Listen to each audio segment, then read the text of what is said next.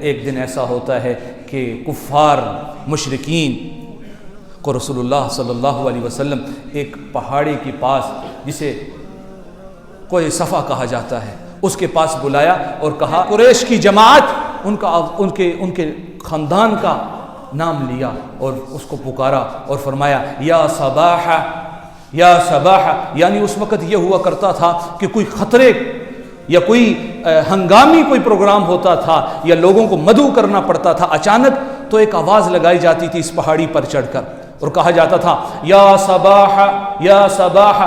اب آپ صلی اللہ علیہ وسلم پہاڑی پر چڑھ جاتے ہیں۔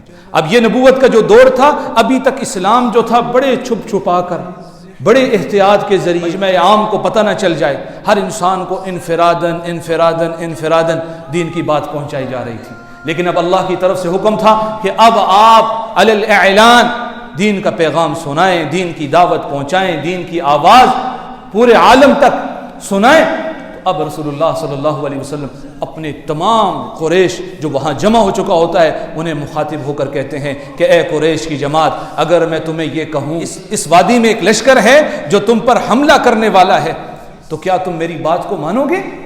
تو قریش کی جماعت نے کہا ہاں محمد، آپ تو صادق ہیں، آپ تو امین ہیں، آپ امانت دار ہیں، ہم نے کبھی بھی آپ کی زبان سے جھوٹ نہیں سنا۔ رسول اللہ صلی اللہ علیہ وسلم نے فرمایا اے قریش کی جماعت، میں اللہ کا نبی ہوں اور تمہیں اللہ کے عذاب سے ڈراتا ہوں۔ جب حضرت جناب رسول اللہ صلی اللہ علیہ وسلم کے لبوں سے یہ الفاظ نکلتے ہیں تو ایک دم ابو لہب بدبخت، وہ رسول اللہ صلی اللہ علیہ وسلم کا اصل میں تو چچا تھا، تو ابو لہب بدبخت اٹھتا ہے اور کہتا ہے محمد، کیا یہ کچھ سنانے کے لیے تو نے ہمیں بلایا تھا؟ ہمارا اتنا وقت ضائع کیا تھا؟ رفتہ وہ آہستہ وہ مجمع خالی ہو جاتا ہے، چلا جاتا ہے، کوئی فرد بھی وہاں پر ایمان نہیں لاتا۔ اب رسول اللہ صلی اللہ علیہ وسلم اپنے خاندان ہاشم کو بلاتے ہیں اور ان کی دعوت کرتے ہیں، اور دعوت کے بعد ان کو کہتے ہیں میں اللہ کا نبی ہوں، تمہیں دین کی طرف دعوت دیتا ہوں۔ کون اس کام میں اس خیر کے کام میں میرا ساتھ دے گا؟ ہوتا یہ ہے کہ رسول اللہ صلی اللہ علیہ وسلم منتظر ہوتے ہیں اور اس پورے خاندان میں جو سب مشرکین تھے کوئی ایک شخص بھی کھڑا نہیں ہوتا، اور اچانک ایک چھوٹا بچہ جس کا نام تھا حضرت علی کرم اللہ وجہہ کھڑے ہو جاتے ہیں، کہتے ہیں اللہ کے حبیب، میں اگرچہ کہ بچہ ہوں، معصوم ہوں، چھوٹا ہوں، لیکن میں آپ کی اس دعوت پر ایمان لاتا ہوں۔ حالانکہ حضرت علی تو بچپن بہت پہلے ایمان لے آئے تھے، کہا میں آپ کی آواز پہ لبیک کہتا ہوں، میں آپ کی آواز کو بلند کروں گا، میں آپ کی آواز پورے عالم میں پہنچاؤں گا۔ اب رسول اللہ صلی اللہ علیہ وسلم کی اس دعوت جب یہ عام ہوئی تو اب مشرکین نے مسلمانوں پر حملہ شروع کر دیا۔ حضرت بلال کو مارا گیا، حضرت خباب کو مارا گیا، وہ مار پیٹ تو میں نے بتائی نا، حضرت بلال کو زرہ پہنا کر اور تپتی ریت پر انہیں لٹایا جاتا اور بڑے بھاری بھرکم پتھر ان کی کمر پر رکھ دیے جاتے تاکہ یہ کمر اوپر نہ کر سکے، اور اسی طرح حضرت خباب پر، حضرت سمیہ پر، اسی طرح حضرت مصعب بن عمیر پر کیا کیا پہاڑ توڑے گئے، کیا کیا ظلم توڑے گئے۔ لیکن اس وقت مسلمانوں کو حکم یہ تھا کہ آپ نے اپنی زبان سے مد مقابل کو ایک لفظ بھی نہیں کہنا، اور یہ وہی دور تھا کہ اس دور میں جب لوگ مسلمان ہونا شروع ہوئے اور ایک بڑی جماعت اسلام کی طرف آ گئی، تو اب کفار نے ابو طالب کے پاس جا کر کہا کہ ابو طالب، تمہارا بھتیجا محمد یہ ہمارے خداؤں کو برا بھلا کہتا ہے، اگر اس کا ارادہ مال دولت کو لینا ہے تو ہم اس کو جتنی مال چاہیے، جتنی دولت چاہیے اس کو دینے کے لیے تیار ہیں، اور اگر اس کا ارادہ حکومت چاہنا ہے تو ہم اس کو اپنا سربراہ بناتے ہیں، اس کو اپنا سرپرست بناتے ہیں، اور اگر اس کا ارادہ کسی اعلیٰ نسب کی عورت کے ساتھ شادی کرنا ہے تو ہم اسے اس عرب کی سب سے اعلیٰ عورت سے اس کا نکاح کروانے کے لیے تیار ہیں، لیکن ہم اس کی یہ باتیں سننے کے لیے تیار نہیں، یہ جو ہمارے خالق کے بارے میں کہتا ہے، ہمارے معبودوں کے بارے میں کہتا ہے، ہمارے بتوں کے بارے میں کہتا ہے۔ تو حضرت ابو طالب جو ہیں وہ رسول اللہ صلی اللہ علیہ وسلم کو بلاتے ہیں اور بلایا، محمد آج کفار کے بڑے بڑے رؤساء میرے پاس آئے تھے، بڑی بڑی جماعتیں میرے پاس آئی تھی اور مجھے یہ کہہ کر گئی ہیں، تو اب میرے لیے بڑا مشکل ہو رہا ہے تمہارے پیٹھ کے پیچھے کھڑے ہونا۔ تو رسول اللہ صلی اللہ علیہ وسلم نے فرمایا، اے چچا جان، اگر یہ لوگ میرے دائیں ہاتھ پہ سورج رکھ دیں، میرے بائیں ہاتھ پر چاند رکھ دیں، خدا کی قسم میں یہ دین کی دعوت سے 1 انچ بھی پیچھے نہیں ہٹوں گا، میں 1 انچ بھی پیچھے نہیں ہٹوں گا۔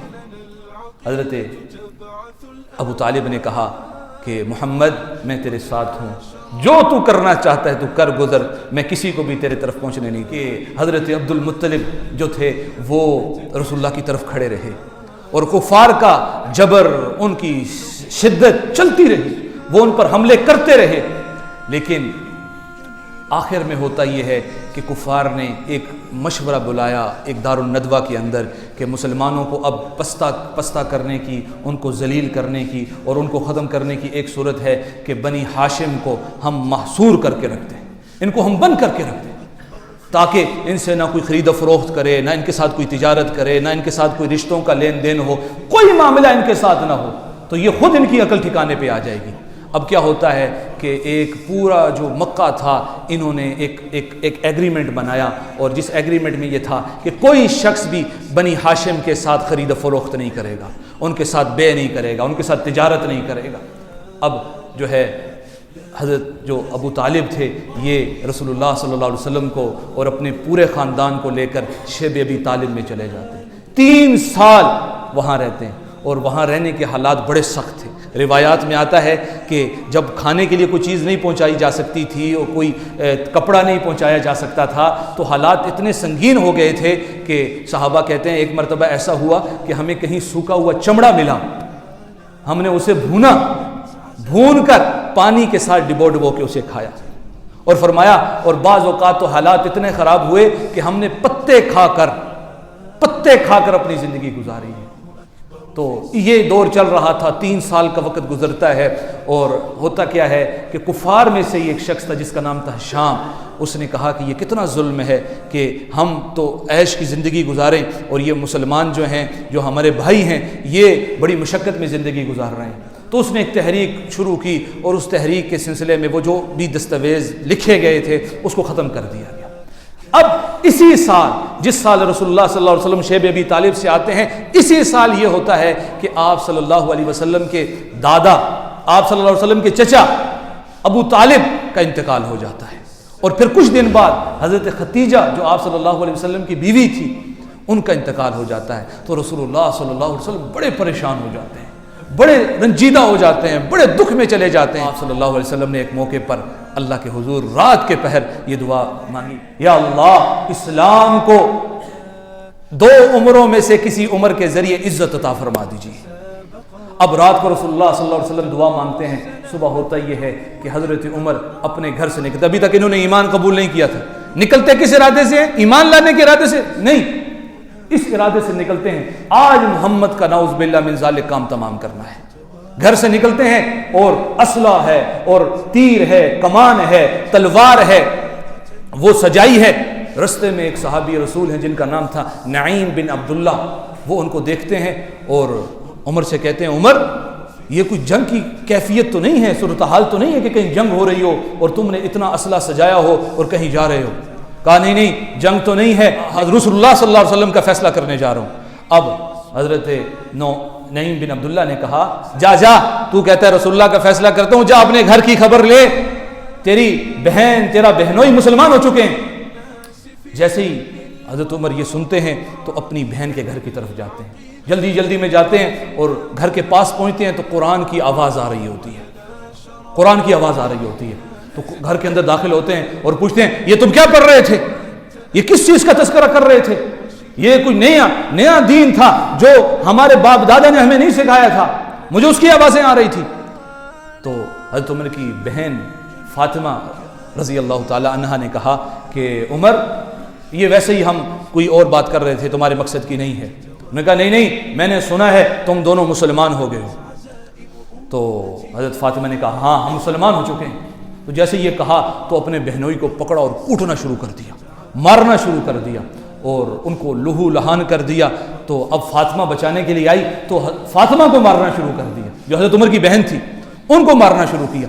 بہن بھی جب لہو لہان ہو گئی تو فاطمہ نے کہا عمر جس خطاب کا بیٹا تو ہے اسی خطاب کی بیٹی میں بھی ہوں, اب یہ میرے جسم سے روح تو نکل سکتی ہے لیکن اب ایمان نہیں نکل سکتا.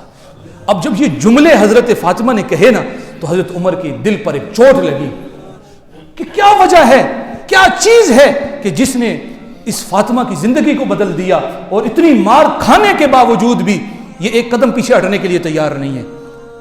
تو کہا کہ ہاں بتاؤ تم کیا پڑھ رہی تھی؟ فاطمہ نے کہا ہم قرآن پڑھ رہے تھے.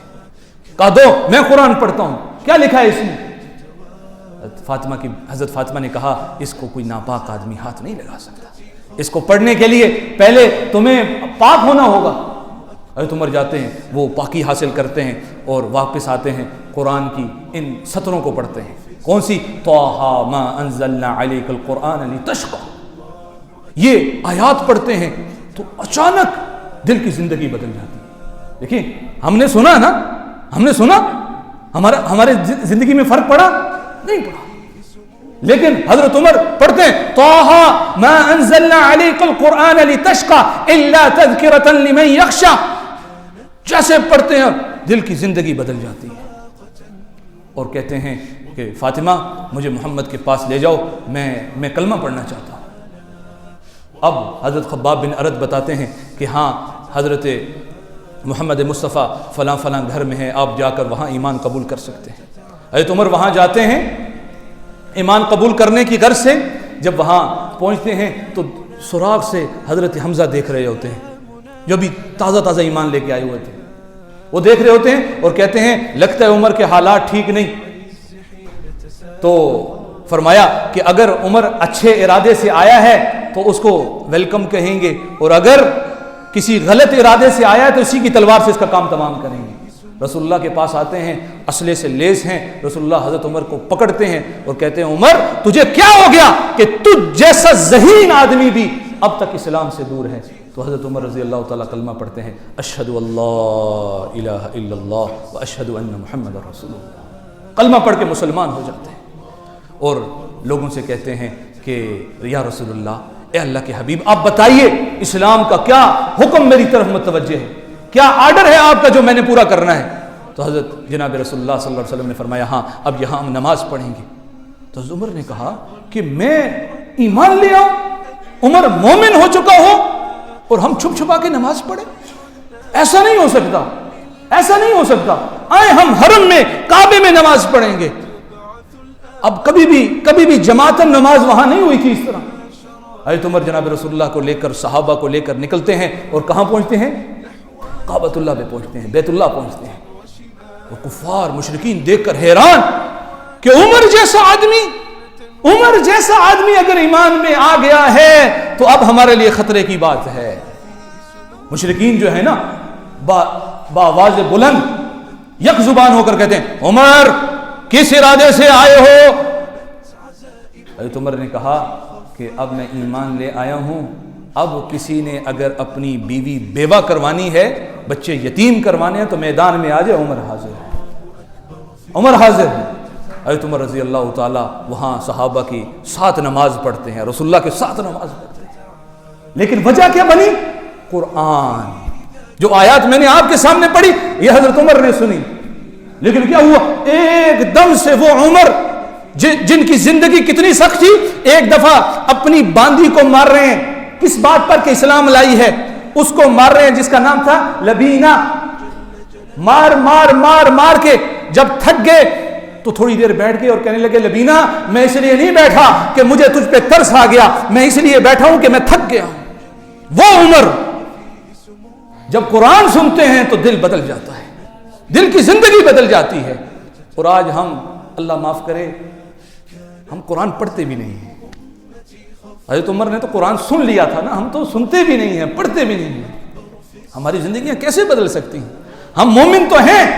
آج لوگ کہتے ہیں نا کیا وجہ ہے یار مسلمان اتنے ہزاروں میں نہیں, لاکھوں میں نہیں, کروڑوں میں نہیں, اربوں میں, کیا وجہ ہے مسلمان ذلیل ہو رہا ہے؟ کیا وجہ ہے مسلمان پستی کا شکار ہو رہا ہے؟ کیا وجہ ہے مسلمان روز بروز ذلت کی طرف جا رہا ہے؟ تو اپنے آپ کو کوسا جاتا ہے کہ نہیں جی بس انہوں نے ٹیکنالوجی کو نہیں لیا، پیچھے رہ گئے، یہ ہو گیا وہ ہو گیا۔ نہیں جناب، ہماری تنزلی کی وجہ وہ یہ ہے کہ ہم نے قرآن کو چھوڑا ہے، ہم نے قرآن کو ترک کیا ہے، ہم نے اپنی زندگیوں سے قرآن کو نکالا ہے۔ وہ کیا کہا شاعر نے کہ مومن کے ساتھ غلبے کا وعدہ ہے قرآن میں، تو مومن ہے غالب نہیں تو نقص ہے تیرے ایمان میں۔ اگر آج ہمارے اندر کوئی نقص ہے، ہم غلبے میں نہیں ہیں، وہ صحابہ تو 313 تھے، ہم 1.5 ارب سے زیادہ ہیں، 313 تھے اور ہزاروں کا مقابلہ کر جاتے تھے، اور ہم 1.5 ارب ہیں، جس کا جی چاہتا ہے ہم پر حملہ کرتا ہے۔ تو وجہ کیا ہے کہ ہم نے قرآن کو چھوڑا ہے، ہم نے اپنے آپ سے قرآن کو دور کیا ہے۔ اور حضرت عمر کہتے ہیں ایک مرتبہ، وقت بھی پورا ہو چکا ہے، کہتے ہیں ایک مرتبہ میں مکے سے نکل رہا تھا، پورا مجمع میرے ساتھ تھا، اور ایک وادی کو دیکھنا شروع کرتا ہوں، لوگ کہتے ہیں امیر المومنین کیا وجہ ہے آپ یہاں کھڑے ہیں؟ کہا جی کوئی خاص وجہ نہیں، بس بچپن کا واقعہ یاد آ گیا۔ کہا جی امیر المومنین کیا واقعہ یاد آیا؟ کہا اس وادی میں بچپن میں اونٹ چراتا تھا، اپنے اونٹ چرانے کے لیے والد خطاب مجھے بھیجا کرتا تھا، لیکن مجھے اونٹ چرانے کا سلیقہ نہیں آتا تھا، وقت آتا تھا خالی پیٹ اونٹوں کو گھر لے جایا کرتا تھا، اور والد خطاب کہتا تھا عمر تو اپنی زندگی میں کیا کرے گا، تجھے تو اونٹ بھی چرانے نہیں آتے۔ حضرت عمر فرماتے ہیں کہ میں اپنے اس دور کو یاد کرتا ہوں کہ جس عمر کو اونٹ چرانے نہیں آتے تھے، آج اللہ نے اس قرآن کی بدولت مجھے مسلمانوں کا امیر المومنین بنا دیا۔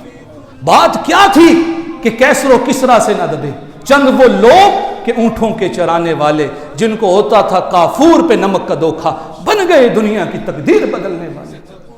تو ہمارے پاس تو قرآن موجود ہے، لیکن ہمیں قرآن سے کوئی محبت نہیں، کوئی لگاؤ نہیں۔ آج ہمارے پاس نا علاقے کے کونسلر کا خط آ جائے، وزیر اعظم کا نہیں، کسی بڑے عہدے والے کا نہیں، کونسلر کا بھی خط آ جائے، ایس ایچ او کا بھی لیٹر آ جائے، تو ہم فوراً اس کو پڑھنے کی کوشش کریں گے۔ اگر انگریزی نہیں آتی نا تو کسی انگریز دان کو پکڑیں گے، کہیں گے بھائی پڑھ کے سناؤ یہ ایس ایچ او صاحب کیا فرما رہے ہیں میرے بارے میں۔ اور دوسری طرف احکم الحاکمین کا فرمان آیا پڑا ہے، ہمیں نہیں پتا کہ اس میں وہ ہمارے لیے کیا فرما رہا ہے، ہمیں نہیں فکر، ہماری زندگیوں میں داڑیاں سفید ہو چکی ہیں، آج تک یہ فکر ہی پیدا نہیں ہوئی کہ ہم نے قرآن پڑھنا ہے، ہم نے اپنی زندگی قرآن کے مطابق بنانی ہے۔ تو جناب اگر ہم عزتیں چاہتے ہیں، ہم عروج چاہتے ہیں، ہم کامرانیاں چاہتے ہیں، ہم بلندیاں چاہتے ہیں، تو ہمیں قرآن کے ساتھ اپنی نسبت کو نتھی کرنا ہوگا، قرآن پڑھنا ہوگا، قرآن سمجھنا ہوگا، اور قرآن کے مطابق اپنی زندگی گزارنی ہے۔ اور اگر ہم یہ نہیں کریں گے تو یہی ہوتا رہے گا جو آج کل مسلمانوں کے ساتھ ہو رہا ہے۔ لیبیا میں دیکھو، مصر میں دیکھو، یمن میں دیکھو، افغانستان میں دیکھو، کشمیر میں دیکھو، کیا کچھ نہیں ہوتا رہا۔ اور جہاں کہیں بھی تمہیں ظلم نظر آئے گا، اور ظلم جن پر کیا جا رہا ہوگا وہ تمہیں مسلمان نظر آئے گا، جن پر ظلم ہو رہا ہوگا وہ مسلمان ہوں گے۔ لیکن اس کی وجہ یہی ہے کہ مسلمانوں نے قرآن کو چھوڑا ہے۔ تو اللہ سے دعا ہے اللہ ہمیں قرآن کے مطابق زندگی گزارنے کی توفیق عطا فرمائے۔